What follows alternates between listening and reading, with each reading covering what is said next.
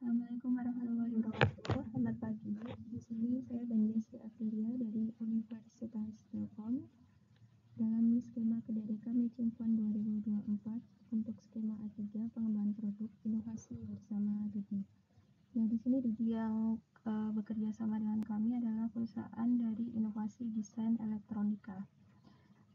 Untuk topik dari Kedareka A3 ini, di sini kami mengusung pengembangan dari Speed E2Wheel Smart Power Efficient Adapter kendaraan listrik roda 2, di mana para anggotanya di sini Dr. Amalia. Di sini beliau bertugas untuk integrasi sistem monitoring, kemudian Ibu Anif dan Ibu Lora untuk monitoring sistem state of health dari baterai, sedangkan Bu Desri untuk lebih memproses dari akurasi data dari state of health dari baterai yang akan di broadcast ke user interface. Kemudian Pak Aji bersama saya mendesain sistem elektronika untuk power adaptornya, dan mitra kami di sini adalah untuk hilirisasi produk.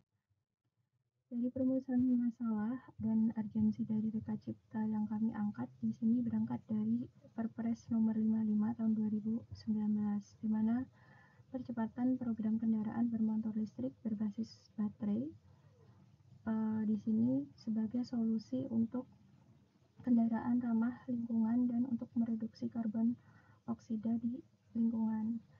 Akan tetapi dalam implementasi dari Perpres nomor 55 ini terdapat beberapa keterbatasan, terutama pada infrastruktur dalam penunjang pengisian listrik atau KBL untuk SPBKLU. Sebagai contohnya adalah jumlah SPBKLU-nya masih belum mengimbangi dengan peningkatan jumlah KBLBB yang beredar atau beroperasi di kota besar ataupun di daerah terpencil. Kemudian yang kedua adalah sistem pengisian. Metode pengisian terdapat di market ini ada dua, yaitu pengisian langsung dan pengisian berbasis swab atau tukar. Nah, pengisian swab atau tukar sebenarnya di sini cukup menghemat waktu dalam waktu pengisian baterai karena hanya tinggal menukar. Akan tetapi di sini kami menemukan beberapa permasalahan yang kurang fair di pihak customer, yaitu ada kemungkinan customer akan mendapatkan baterai pack dalam kondisi yang tidak sehat. Oleh karena itu penting untuk melakukan monitoring state of health dari setiap baterai pada sistem pertukaran atau fast charging dari si SPBKLU tersebut. Nah, untuk menyelesaikan permasalahan tersebut, kami bersama Rudi mendesain sistem monitoring state of health berbasis Android dan yang kemudian nanti akan diintegrasikan pada SPBKLU di mana yang telah didanai oleh Kedareka tahun 2023. Di sini kami telah membangun sistem fast charging tahun 2023, di mana kalau pada dasarnya di market itu dia harusnya pada 5 ampere. Di sini kami coba kembangkan 2 kali lipat lebih cepat, yaitu di arus 10 ampere, tegangan maksimalnya bisa 100 volt. Nah, akan tapi masih terdapat beberapa modul yang belum kami kembangkan di 2023, di antaranya adalah integrasi sistem payment atau pembayaran berbasis QRIS, kemudian integrasi sistem monitoring SOH untuk penukaran baterai, kemudian kami juga akan membuat modular smart home system untuk Speed E2Wheel. Di sini inovasi yang diusulkan yang pertama adalah sistem pengisian baterai cepat, yaitu di 10 ampere 100 volt, di mana di sini akan mengakomodasi monitoring sistem berbasis Android untuk sistem state of health dari baterai dan state of charge dari baterai. Kemudian di sini kami bagi work package, terdapat 3 work package. Work package pertama kita akan membuat perwarupa Speed E2Wheel. Di sini lebih ke desain elektronika dan penerapan dari 3-stage charging untuk fast charging. Kemudian yang kedua adalah sistem monitoring berbasis Android, yang dimana di sini yang dimonitoring tidak hanya SOC tapi juga akan mengestimasi state of health dari baterai. Kemudian yang work package ketiga, kami bersama rekan-rekan dari Universitas Telkom akan mengintegrasikan dari modular-modular ini ke sistem fast charging yang telah kita kembangkan di tahun 2023, yaitu dengan nama produk Unifast Web System. Kemudian untuk WP yang pertama, di sini untuk desain sistem adaptor untuk fast charging, kita keluaran output yang kita janjikan di sini adalah 100 volt, di mana arusnya stabil di 10 ampere dengan mengimplementasikan metode 3-stage charging, di mana ini yang biasa digunakan untuk lithium ion battery base. Di sini terdapat stage pertama yaitu stage pre-charge, di mana baterai ini biasanya di cut-in 20%, maka dia untuk masuk ke fast charging tidak langsung 10 ampere, akan tapi harus di 300 mAh untuk setiap baterai selnya. Jadi kalau baterai sel per unit selnya 300 mAh, nanti tinggal dikalikan berapa seri berapa paralel untuk mendesain tahap pertama untuk baterai pack. Kemudian setelah pre-charge nanti masuk ke mode constant current mode. Di sini mulai dinaikkan di 500 mAh. Kemudian setelah 500 baru nanti bisa masuk ke fase fast charging yaitu 10 ampere. Kemudian untuk cut off baterai di lithium itu 90%, di sini masuk ke mode top of mode yaitu 300 mAh untuk setiap sel baterai. Kemudian untuk monitoring sistem state of charge dan state of health, kalau sistem state of charge sendiri kami menggunakan metode open circuit voltage dan column counting. Kemudian untuk state of health, di sini kita mencoba beberapa metode machine learning, ada decision tree, SVR, dan LSTM, di mana dari ketiga metode yang telah kita coba untuk akurasi paling bagus adalah metode SVR, sehingga nanti akan diterapkan metode SVR pada sistem fast charging kami. Kemudian untuk sistem monitoring berbasis Android, kita menggunakan MQTT untuk masuk ke sistem aplikasi Android dengan user interface-nya seperti ini. Terdiri dari beberapa modul sistem monitoring, yaitu ada custom mode. Di sini customer bisa men-setting tegangan yang dia miliki dari baterainya. Misalkan kalau baterai gesit dia maksimal chargingnya di 72 volt, sedangkan untuk volta 60 volt. Nah, ini dia nanti tinggal input custom mode-nya pada mode yang pertama. Kemudian di sini ada timer dan reminder jika nanti dia sudah masuk ke top up mode. Kemudian di sini ada temperatur, monitoring system, dan baterai, voltase, serta SOC dan SOH.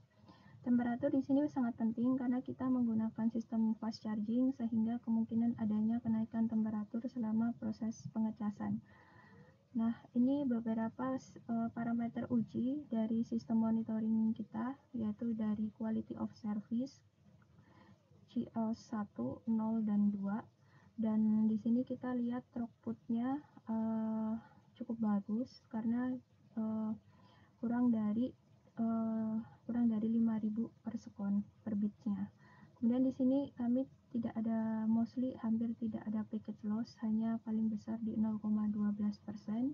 Delaynya juga hanya di rentan kurang dari 1 detik. Kemudian jitternya tidak ada 1 detik. Kemudian RTT-nya 0, sehingga average dalam milisekundnya adalah 45 sampai 55.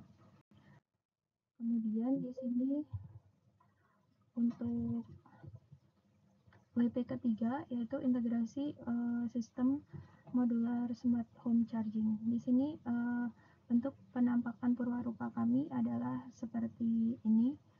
Dia terdiri dari beberapa sistem komponen elektronika. Di sini ada inputan arus cadangan sumber utama listriknya adalah masih dalam menggunakan PLN. Kemudian di sini outputnya nanti adalah maksimal di 100 volt, arusnya di 10 ampere. Kemudian untuk selanjutnya kita akan mengintegrasikan sistem modular ini ke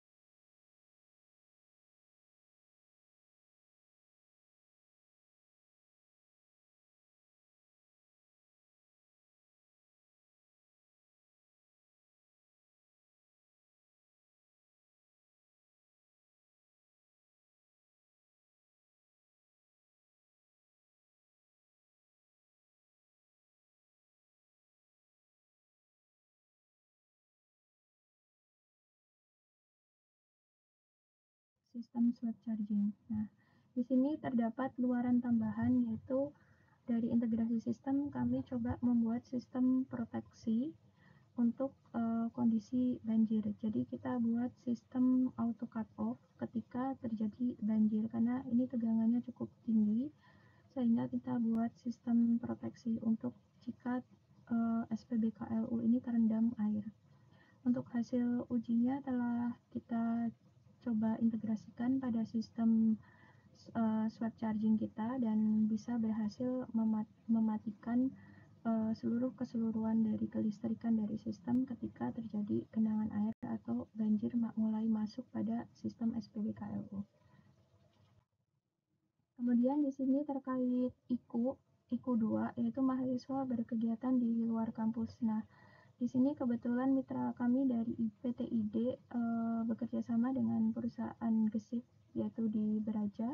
Di sini adik-adik mahasiswa belajar tentang perakitan konversi kendaraan motor konvensional ke listrik dan juga pemasangan baterai serta pembuatan sistem monitoring pada kendaraan listrik, baik itu SOC ataupun SOH.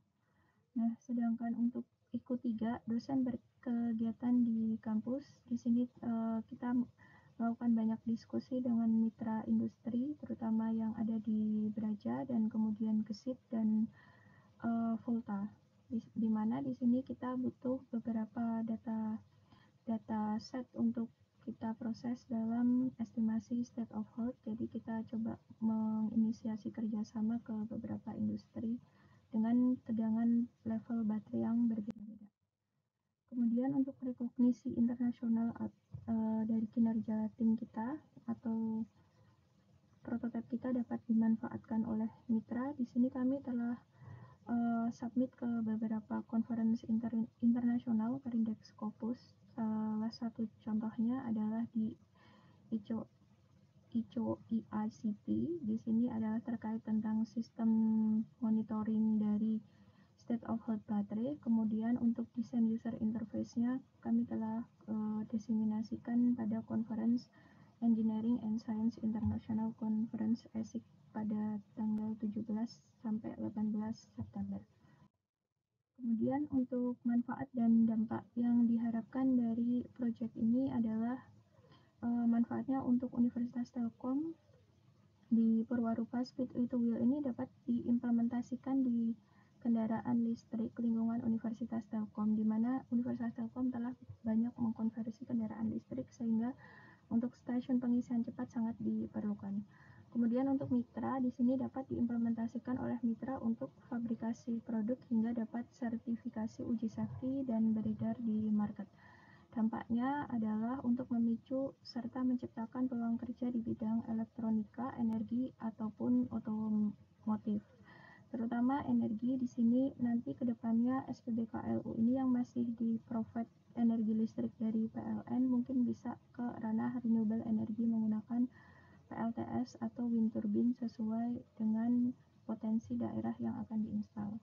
Kemudian meningkatkan TKDN, yaitu mengurangi ketergantungan terhadap impor barang dari luar negeri. Selain itu, tim mahasiswa juga akan mendapatkan edukasi